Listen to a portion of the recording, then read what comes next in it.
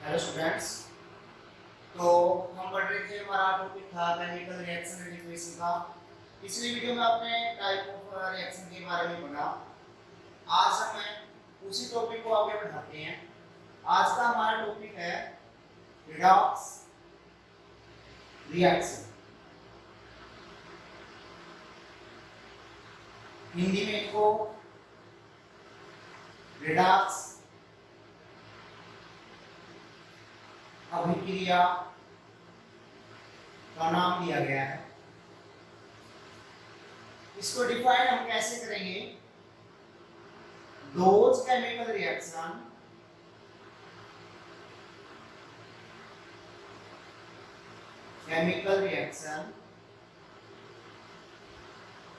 in which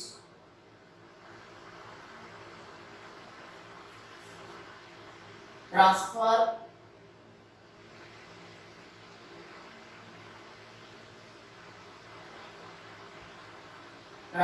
of electron take place। जहां पे electron का क्या होता है? ट्रांसफर होता है एक सब्सटेंस से दूसरे सब्सटेंस तक। वो गेन के रूप में भी हो सकता है या लॉस के रूप में भी हो सकता है। या फिर इसी की दूसरी डेफिनेशन क्या है? दोज केमिकल रिएक्शन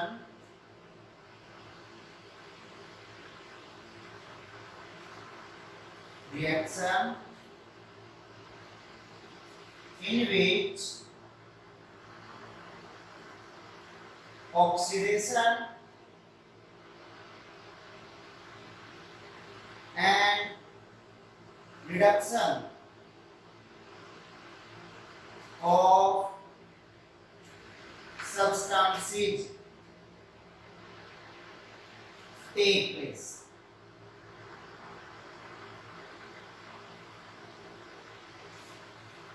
यानी कि वो रासायनिक अभिक्रियाएं जिनमें जो सब्सटेंस है उनका या तो ऑक्सीकरण होता है या उनका अपचयन या उपचयन होता है, उन्हें क्या कहते हैं? रिडॉक्स अभिक्रियाएं कहते हैं। तो हमारे पास यहाँ पर दो टर्म आई, एक आई हमारे पास ऑक्सीडेशन, दूसरी आई हमारे पास रिडक्शन। तो आज का जो हमारा टॉपिक है वो इन्हीं पर बेस्ड है। पहले हम पढ़ेंगे ऑक्सीडेशन के बारे में। ये ऑक्सीडेशन क्या है? ऑक्सीडेशन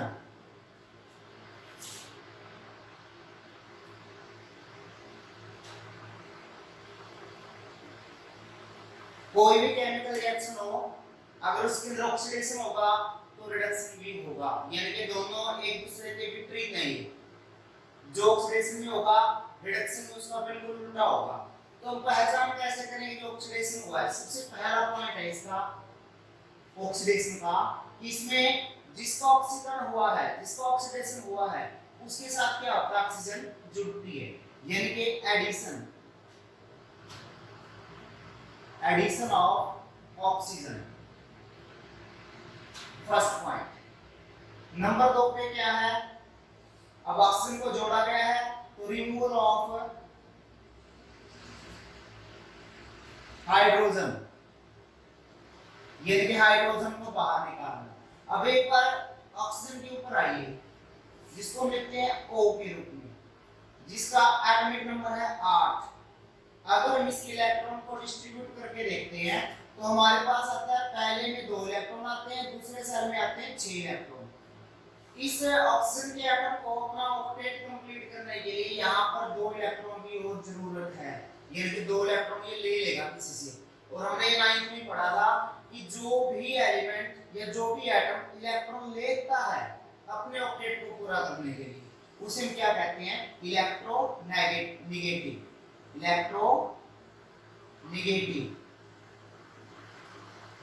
सब्सटेंस या एटम। तो यहाँ पर जो हमारे पास ऑक्सीजन आया है वो क्या है? इलेक्ट्रोनेगेटिव एटम है। तो जैसा आपने ऊपर लिखा आपकी एडिशन ऑफ ऑक्सीजन, तो यहाँ पर हम तीसरा पॉइंट क्या बनाएंगे? Addition of electronegative substances for example oxygen है, क्लोरीन है, क्लोरीन है, ब्रोमीन है, आयोडीन है, नाइट्रोजन है, एटसेट्रा। ये कुछ इलेक्ट्रोनेगेटिव सब्सटेंस के एग्जांपल दिए मैंने आपको। अब हम हाइड्रोजन की प्रॉपर्टी ऊपर जाते हैं। हाइड्रोजन है जिसके पास एक इलेक्ट्रॉन है, ये अपने एक इलेक्ट्रॉन को दे भी सकता है और ले भी सकता है। ये इसको हम दोनों कैटेगरी में रखते हैं, इलेक्ट्रोनेगेटिविटी में भी और इलेक्ट्रोपॉजिटिविटी में भी। तो यहाँ पर हम इसको एज इलेक्ट्रोपॉजिटिव एलिमेंट लेंगे। तो हमारा जो फोर्थ पॉइंट बनेगा इसको डिफाइन करने के लिए वो क्या होगा, removal of electropositive substance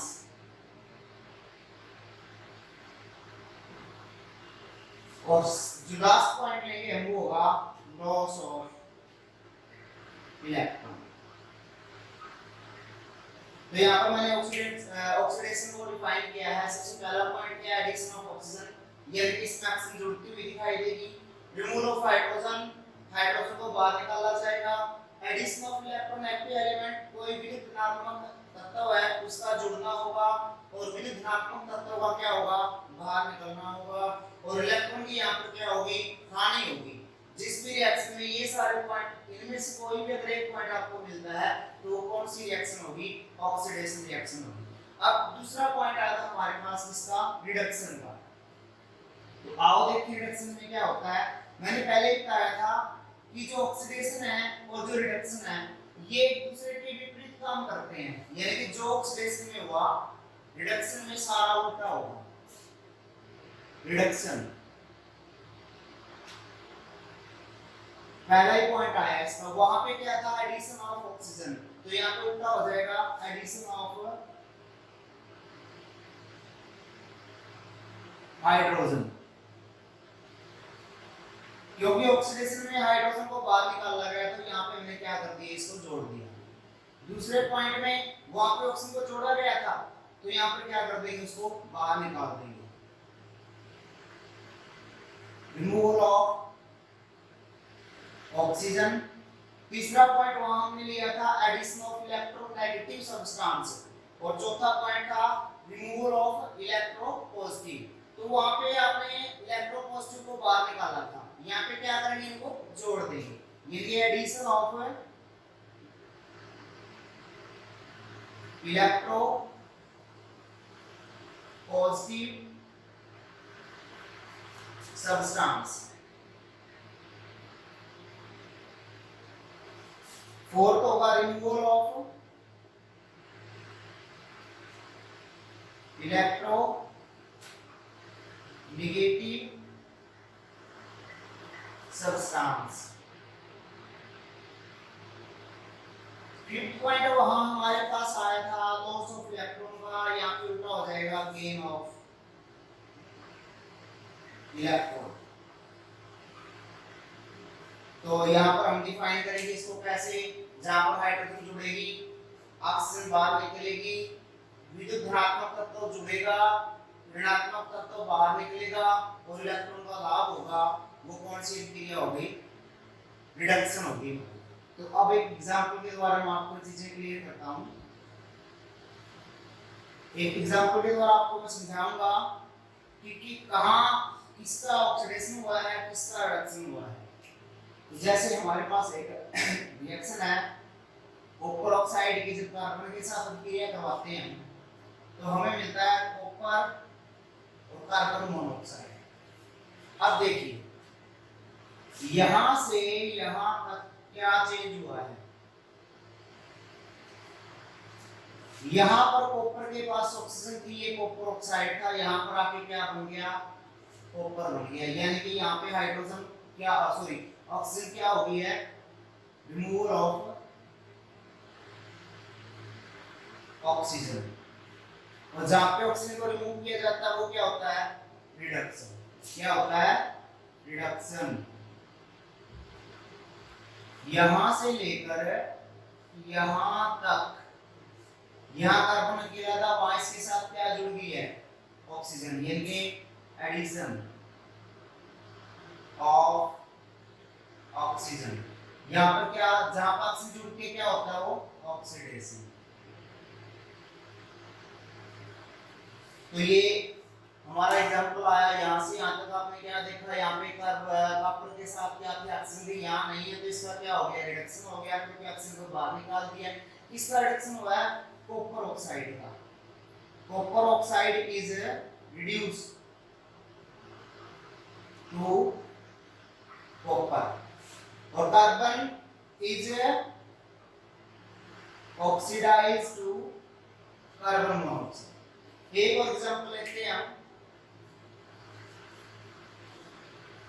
hydrogen sulphide का एग्जांपल लेते हैं। हाइड्रोजन सल्फाइड के हम क्लोरीन के साथ रिएक्शन करवाते हैं। हाइड्रोजन सल्फाइड के हम क्लोरीन के साथ रिएक्शन करवाते हैं तो हमें मिलता है हाइड्रोजन क्लोराइड यानी कि HCl और साथ में बनता है सल्फर। अगर हम यहां से यहां तक देखें क्या हुआ है, यहाँ क्लोरीन अकेला था, यहाँ इसके साथ क्या जुड़ गया है, हाइड्रोजन। इनके एडिशन ऑफ क्या है, एडिशन ऑफ हाइड्रोजन है। जिसके अंदर हाइड्रोजन जुड़ती है उसका क्या होता है, रिडक्शन होता है। जहां हाइड्रोजन जुड़ती है वहां क्या होता है, रिडक्शन होता है। यहां से लेकर यहां तक देखिए क्या चेंज हुआ है। यहाँ पर सल्फर के साथ हाइड्रोजन की इस साइड में नहीं है, तो यानी कि रिमूवल ऑफ क्या है, रिमूवल ऑफ हाइड्रोजन। जहां पे हाइड्रोजन को बाहर निकाल दिया जाता है वहां क्या होता है, ऑक्सीडेशन, ऑक्सीडेशन। अब वही बात यहाँ कौन किसका ऑक्सीडेशन हुआ है, हाइड्रोजन सल्फाइड का। तो hydrogen sulphide is reduced sorry oxidised to sulfur and chlorine is reduced to क्या है, HCl। यहां से हाइड्रोजन बाहर निकाल दी हमने और बाहर निकाल लिया हाइड्रोजन तो क्या हो गया, ऑक्सीडेशन किसका हुआ है, H2S का। किसमें हो गया, सल्फर के अंदर। यहाँ पे सल्फर का हो गया H2S से किसके अंदर, सल्फर के अंदर। और क्लोरीन का किसमें हो गया, रिडक्शन HCl के अंदर। तो ये क्लियर है आपको, क्योंकि यहाँ पे हाइड्रोजन जुड़ी है, हाइड्रोजन का जुड़ना क्या होता है, रिडक्शन होता है, हाइड्रोजन का निकलना क्या होता है, ऑक्सीडेशन होता है। क्लियर है ये। अब हमारे पास दो पॉइंट और आते हैं, ऑक्सीडेशन और रिडक्शन से जुड़ी हुई पॉइंट है हमारे। पहला है ऑक्सीडाइजिंग एजेंट, ऑक्सीडाइजिंग एजेंट। क्या होता है oxidising agent,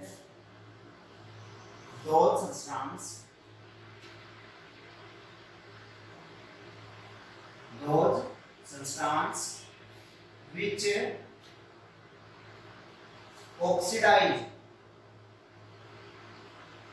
oxidize to other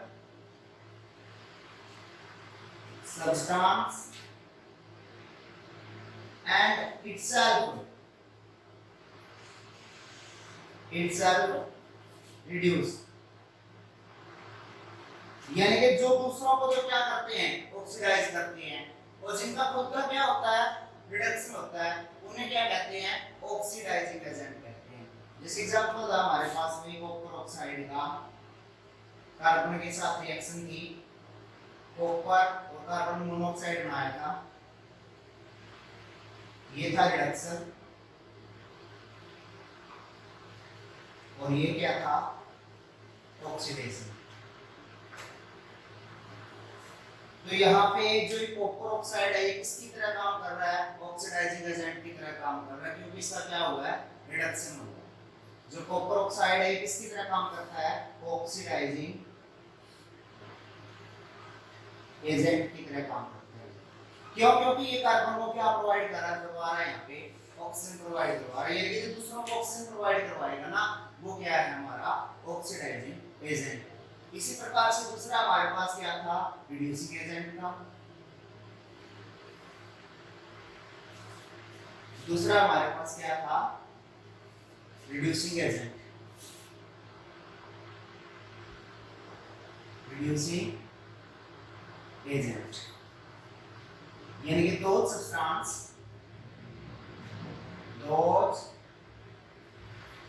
substance which reduce other substance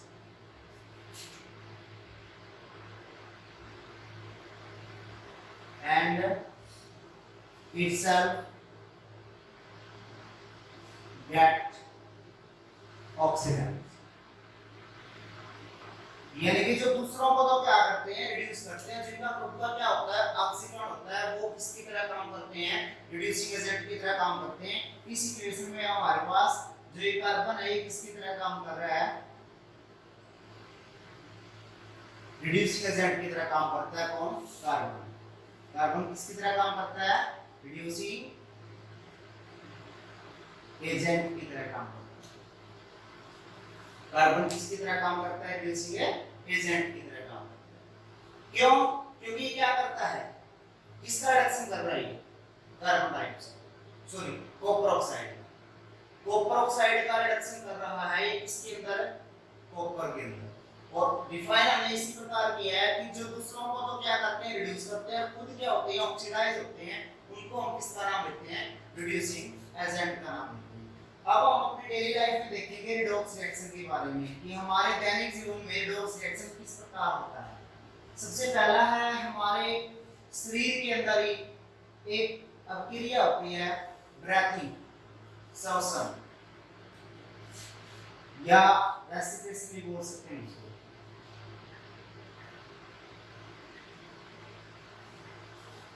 define भी हम इसको किस प्रकार से करते हैं कि oxidation of glucose is known as the respiration. Glucose का ऑक्सीकरण क्या कहलाता है, श्वसन कहलाता है। कुछ ऐसे लिखते हैं उसको, C6H12O6 ऑक्सीजन के साथ ही ऑक्सीडाइज होकर क्या बनाते हैं, कार्बन डाइऑक्साइड, पानी, और यहाँ पर साथ में क्या निकलती है, energy.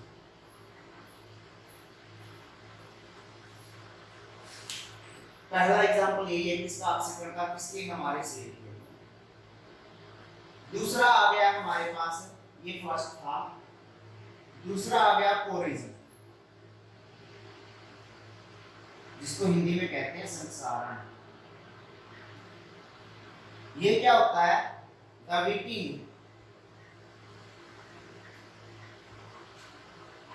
वीकिंग of metal due to environmental effect।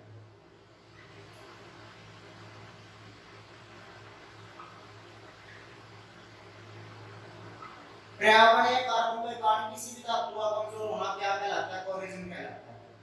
जैसे रस्टिंग ऑफ आयरन हो गया, रस्टिंग ऑफ आयरन, लोहे को जंग लगना। अब आपको पता है जब लोहे को हम खुले में छोड़ देते हैं तो लोहे पर एक भूरे रंग की परत चढ़ जाती है, जिसको हम क्या कहते हैं, जंग कहते हैं। वो किसका एग्जांपल है, कोरिजन का। और होता क्यों ऐसा, क्योंकि जो हमारा वायुमंडल है, इसके अंदर ऑक्सीजन भी है, नाइट्रोजन की ऑक्साइड भी है, सल्फर की ऑक्साइड भी है, वो क्या करते हैं, इस जो लोहे की धातु है इसके साथ रिएक्ट कर लेते हैं, क्रिया कर लेते हैं, उसके ऊपर एक भूरे रंग की परत चढ़ा देते हैं, जिसको हम क्या कहते हैं, जंग लगना। कोरिजन के अंदर क्या होता है, कोई भी धातु है अगर वो किसी भी पर्यावरणीय कारक के कारण कमजोर होती है तो उसको किस श्रेणी में रखा जाता है, संसारण, यानी कि कोरिजन के अंदर उसको रखा जाता है।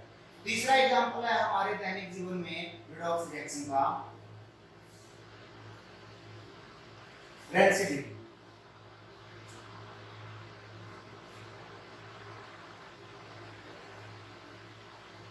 हिंदी में इसको कहते हैं विकृत गंधीता। इसमें वहां पता धातुओं के बारे में, इसमें क्या होगा कि इन्वायरमेंटल इफेक्ट के कारण किसी भी खाद्य पदार्थ, कोई भी खाने वाला पदार्थ है, अगर उसके रंग में, उसके गंध के अंदर और उसके स्वाद में कोई बदलाव आता है तो उसे क्या कहा जाता है, रेंसिडिटी कहा जाता है, रेंसिडिटी कहा जाता है, विकृत गंधीता कहा जाता है। यानी कि the change in smell, taste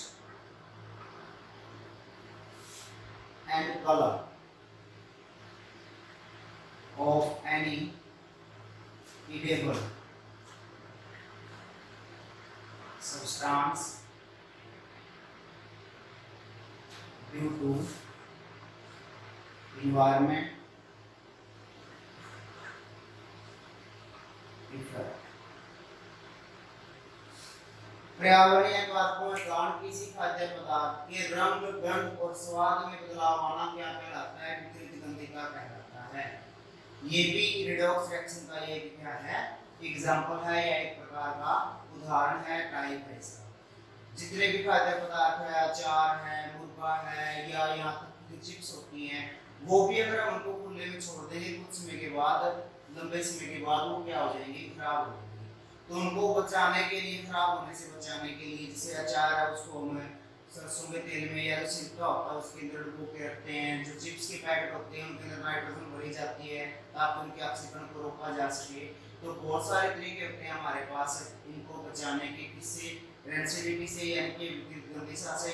जैसे दूध है, दूध को फ्रीज के अंदर रखना है या खाद्य पदार्थों को फ्रीज में रख के है। और एंटीऑक्सीडेंट पदार्थ होते हैं उनका प्रयोग करके, जैसे नाइट्रोजन है, नाइट्रोजन को हम जो चिप्स वगैरह होती हैं उनके अंदर भर के रखते हैं जिसके कारण ऑक्सीकरण नहीं हो पाता और वो खराब होने से बच जाते हैं। इसी प्रकार से कुछ पॉइंट आते हैं लोहे को जंग से बचाने के लिए क्या क्या है? लोहे को ग्राइंड करना है, उसका ग्लाइनेशन करना है, यानी कि उसके ऊपर दूसरी धातु की परत चढ़ाना है, उसको ऊपर तेल या ग्रीस की परत चढ़ाकर है और मिश्र धातुओं का निर्माण करके हम लोहे को जंग लगने से बचा सकते हैं। तो बच्चों आज का हमारा टॉपिक ये था। अगर इनमें से आपको कोई भी पॉइंट क्लियर ना हुआ हो तो आप मुझसे पूछ सकते हैं कि सर इस टॉपिक के बारे में जो भी आपको समझ में ना आए आप मुझसे पूछ लीजिएगा।